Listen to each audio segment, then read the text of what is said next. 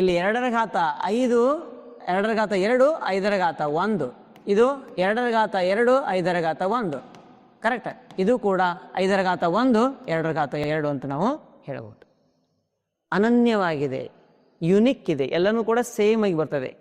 20 ಅಂತಂದ್ರೆ ಅದನ್ನ ನಾವು ಇದೇ ರೀತಿಯಾಗಿ ವ್ಯಕ್ತಪಡಿಸ್ತೀವಿ. ಇದು ಬಿಟ್ಟರೆ ಮತ್ತೆ ಯಾವುದೇ ಅವಿಭಾಜ್ಯ ಅಪವರ್ತನ ಬೇರೆ ವಿಧಾನದಿಂದ ನಾವು ವ್ಯಕ್ತಪಡಿಸಲು ಸಾಧ್ಯವಿಲ್ಲ. ಬೇರೆ ಸಂಕೇತಗಳನ್ನಂತೆ 50 ಅಂತ ತಿಳೋಣ. 50 ನಾವು ಅವಿಭಾಜ್ಯ ಅಪವರ್ತನಗಳಿಗೆ ಮಾಡಿದಾಗ 2 25 5 5 5 1 ಇದನ್ನ ಹೆಂಗೆ ಬರೀತೀರಿ? 2 1 5 2 ಅಂತ ಆಯ್ತು.